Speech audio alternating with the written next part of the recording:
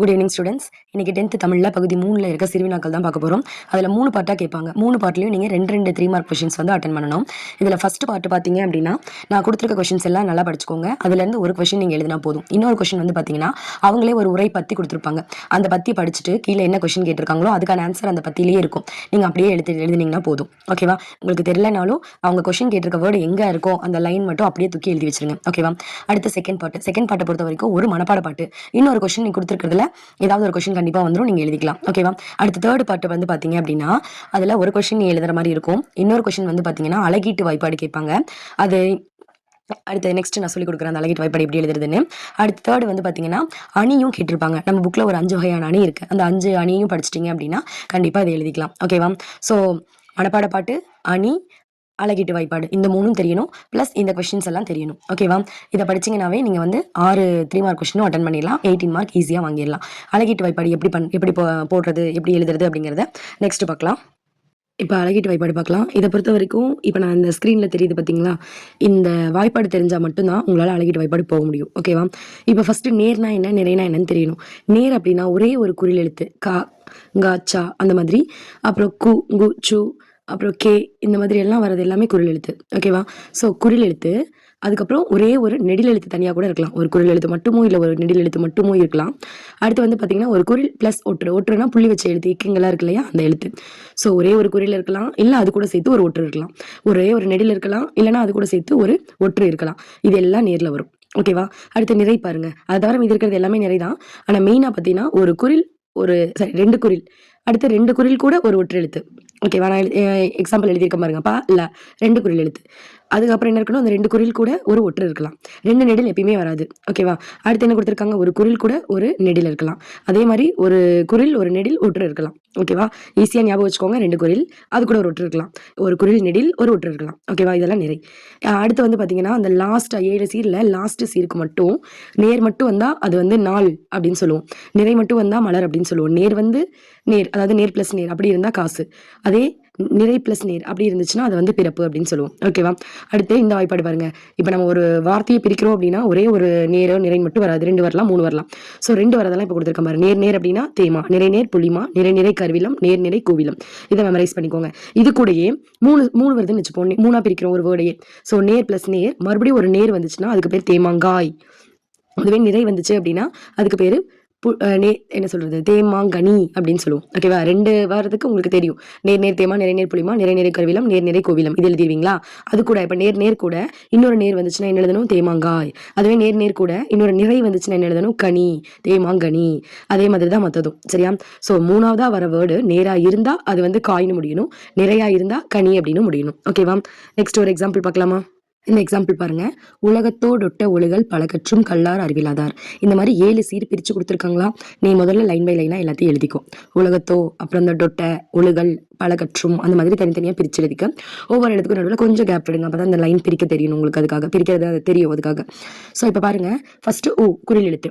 நம்ம என்ன பார்த்துருக்கோம், ஒரு குரில் தனியாக இருக்கலாம், இல்லை அது கூட ஒரு ஒற்று இருக்கலாம். ஒரு நெடில் தனியாக இருக்கலாம், இல்லை அது கூட ஒரு ஒற்று இருக்கலாம். அதெல்லாம் நேர். இப்போ பாருங்க, ஊ மட்டும் தனியாக இருக்கா, அதுக்கப்புறம் மறுபடியும் என்ன வந்திருக்கு, லா, அதுவும் குரில் எழுத்து தான் இல்லையா? அப்போ 2 குரில் வந்து அது நம்ம என்னன்னு பார்த்தோம், நேர் அப்படின்னு பார்த்தோமா, சாரி நிறை அப்படின்னு சொல்லி பார்த்தோமா. நிறையில் நம்ம என்ன பார்த்தோம், 2 குரில் இருக்கலாம், 2 குரில் கூட ஒற்று இருக்கலாம். ஒரு குரில் ஒரு நெடில் இருக்கலாம், ஒரு குரில் நெடில் கூட ஒற்று இருக்கலாம். இதனால தான் பார்த்தோம். அப்போ இங்கே 2 குரில் இருக்கு.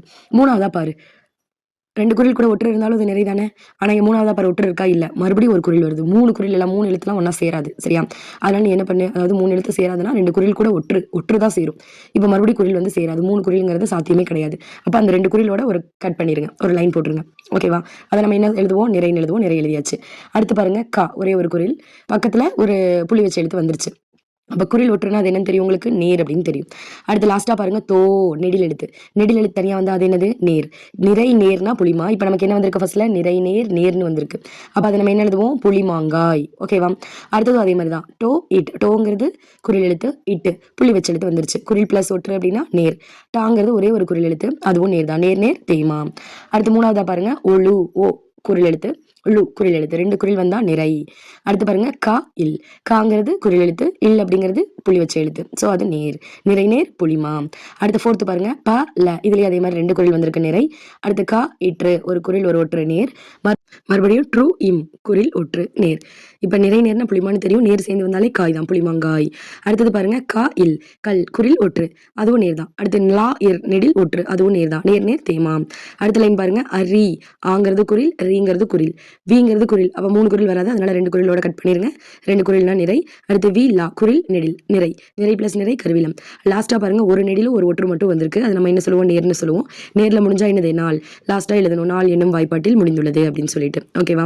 ஸோ இது வந்து ரொம்ப ஈஸியாக, நீ எந்த குரல் கொடுத்தாலும் சரி, இதுக்கு முன்னாடி நான் கொடுத்தல அந்த வாய்ப்பாட்டை மட்டும் படிச்சிட்டிங்க அப்படின்னா எந்த குரல் கொடுத்தாலும் நீங்கள் ஈஸியாக அட்டன் பண்ணிடலாம். ஸோ இதை ஸ்கிப் பண்ணாதீங்க, 3 மார்க் ஈஸியாக ஸ்கோர் பண்ணிடலாம். ஸோ தயவு செய்து ஸ்கிப் பண்ணாதீங்க. படிக்கிறதுக்கு இதில் ஒன்றுமே இல்லை, அந்த வாய்ப்பாடு மட்டும்தான். அது ஒரு 2 தடவை திரும்ப திரும்ப சொல்லி பார்த்தீங்கன்னா போதும். அதுக்கப்புறம் பிரிக்க தெரியுதாங்கிறது இம்பார்ட்டன்ட். நீ அந்த வாய்ப்பாடு ஞாபகம் வச்சுட்டேன் அப்படின்னாவே அதில் வர எழுத்து மாதிரி தான் பிரிக்கணும். அது தவிர வேறு ஏதாவது வந்துச்சுன்னா அப்படி பிரிக்கக்கூடாது. அவ்வளோதான். ஓகேவா? இது உங்களுக்கு புரிஞ்சிருக்கும்னு நம்புறேன். நெக்ஸ்ட் அணி பார்க்கலாம். அணி பார்க்கலாம். அணியில் ஃபஸ்ட்டு வந்து பார்த்திங்கன்னா உவமை அணி. ஓகேவா? உவமைனாவே என்னது, எடுத்துக்காட்டாக சொல்கிறது. ஓகேவா? ஒரு பொருளை இந்த மாதிரி அணி கேட்டாங்கன்னாவே ஃபஸ்ட்டு விளக்கம் எழுதணும். ஒரு பொருளை அதனோட தொடர்புடைய மற்றொரு பொருளோடு ஒப்பிட்டு கூறுவது ஓமையாகும். ஒரு பொருளை இன்னொரு பொருளோட கம்பேர் பண்ணி சொல்கிறது, அதாவது ஒப்பிட்டு கூறுவது ஓமையாகும். இதில் என்னென்ன இருக்கும் அப்படின்னா, உவமை இருக்கும், உவமேயம் இருக்கும், உவம உருபு இருக்கும். ஓகேவா? இதெல்லாம் இடம்பெறது உவம உருபு வெளிப்படையாக வரணும். ஓகேவா? ஓமை அணினா என்ன, ஒரு பொருளை அதனோட தொடர்புடைய மற்றொரு பொருளோட ஒப்பிட்டு கூறுவது தான் ஓமை அணி. இதில் என்னென்ன இருக்கும், 3 இருக்கும். உவமை, உவமேயம், உவம உருபு. உவம உருபு வந்து வெளிப்படையாக வந்திருக்கும். இதுதான் இதோட ஓமை அணினா என்னங்கிறது. இவ்வளோதான். இதை முதல்ல எழுதிக்கோங்க. நெக்ஸ்ட்டு இப்போ எக்ஸாம்பிள் நான் 2 கொடுத்துருக்கேன் பாருங்க. வேலோடு நின்றான் இடுவென்றது போலும், கோலோடு நின்றான் இரவு. இதில் ஓமை என்ன அப்படின்னா, வேல் போன்ற ஆயுதங்களை காட்டி வழிப்பறி செய்பவன். வேலோடு நின்றான் அப்படிங்கிறது என்னது, வேல் போன்ற ஆயுதங்களை காட்டி வழிப்பறி செய்பவன். அடுத்து ஓமையம் என்ன அப்படின்னா, அதே மாதிரி செங்கோல் தாங்கி அதிகாரத்தால் வரி விதிக்கும் மன்னன். அவன் எப்படி வேலை வச்சுட்டு நிற்கிறானோ, வழிப்பறி செய்கிறவன், அதே மாதிரி அரசர் என்ன பண்ணுறாரு, செங்கோல் தாங்கி அதிகாரத்தால் வரி விதிக்கும் மன்னன் அப்படின்னு சொல்லி எக்ஸாம்பிள் சொல்லியிருக்காங்க. இதில் போல அப்படிங்கிற ஓம உருபு வெளிப்படையாக வந்திருக்கு. இதுதான் வந்து நம்ம ஓமை அணி அப்படின்னு சொல்லுவோம். சரியா? அதே மாதிரி தான் நச்சப்படாதவன் செல்வம், நடு ஊருள் நச்சு மரப்பழுத்தற்று. ஓமை என்ன, நடு ஊரில் பழுத்த நச்சு மரம். அதை எது கூட கம்பேர் பண்ணுறாங்க, உதவி செய்ய விரும்பாதவர் கிட்ட இருக்கிற செல்வத்தோட கம்பேர் பண்ணுறாங்க. ஓம உருபு வந்து அற்றுன்னு சொல்கிறாங்கல்ல, அதான் இதில் வந்து ஓம உருபு. இந்த மாதிரி ஓம உருபு வெளிப்படையாக வந்துச்சுன்னா அதை தான் நம்ம என்ன சொல்லுவோம், ஓமை அணி அப்படின்னு சொல்லுவோம். ஓகேவா? அதே ஓமையனுக்கு இங்கே 2 எக்ஸாம்பிள் கொடுத்துருக்கு. குஞ்சேரி யானை போர் கண்டற்றால் தன் கை தொன்றொண்டாக செய்வான் மணி. இந்த குறள் ஒன்று. தொழுதகையுள்ளும் படையொடுங்கும் ஒன்னார் அழுத கண்ணீரும் அனைத்தும். இது அடுத்து சொல்ல பயன்படுவர் சான்றோர் கரும்பு போல் கொல்ல பயன்படும் கீழ். இந்த 3மே வந்து பார்த்திங்கன்னா ஓமையனுக்கு எடுத்துக்காட்டு. ஓகேவா? அடுத்த நெக்ஸ்ட் பார்த்தீங்கன்னா எடுத்துக்காட்டு ஓமையணி. பண்ணெண்ணாம் பாடற் கேபின் ரயில் கண்ணெண்ணாம் கண்ணோட்டம் இல்லாத கண். இந்த திருக்குறள் ஒன்று. இதுக்கு வந்து ஆக்சுவலாக அதோட மீனிங் என்ன அப்படின்னா, ஒரு பொருளை அதனோட தொடர்படி இன்னொரு பொருளோட ஒப்பிட்டு கூறுறது. அதே தான் இதுலேயும் ஓமையும் 2 இருக்குது. ஓம உருபு வெளிப்படையாக வந்திருக்காது. ஓமையணினா ஓம உருபு வெளிப்படையாக வந்திருக்கும். எடுத்துக்காட்டு ஓமையணி அப்படின்னா ஓம உருபு வெளிப்படையாக வந்திருக்காது. அவ்வளோதான்.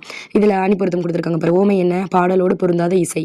ஓமேயம் என்ன, இரக்கம் இல்லாத கண். இரக்கம் இல்லாத கண்ணுங்கிறது பாட்டோட பொருத்தம் இல்லாத இசைக்கு ஒப்பிட்டு கூறியிருக்காங்க. ஓம உருபு வந்து இதில் எதுவுமே இல்லை. அங்கே அற்று போல இந்த மாதிரி ஓம உருபு வந்துச்சுல, அந்த மாதிரி இதில் எதுவும் இல்லை. நெக்ஸ்ட் வந்து சொல் பின்வரும் நிலையணி. பேர்லேயே இருக்குது, ஒரு சொல் திரும்ப திரும்ப வந்துட்டே இருந்துச்சுன்னா அதான் சொல் பின்வரும் நிலையணி. ஓகேவா? இதில் பாருங்கள், ஒரு செய்யுளில் முன்னர் வந்த சொல் வேறு ஒரு பொருளில் பின்னரும் பலமுறை வருவது சொல் பின்வரும் நிலையணியாகும். ஒரு சொல் முன்னாடி வந்திருக்கு, அதை செயலில் திரும்ப திரும்ப வந்துட்டு இருக்கு, ஆனால் ஒவ்வொரு இடத்துலையும் அதுக்கு வேற வேற மீனிங் இருக்கு.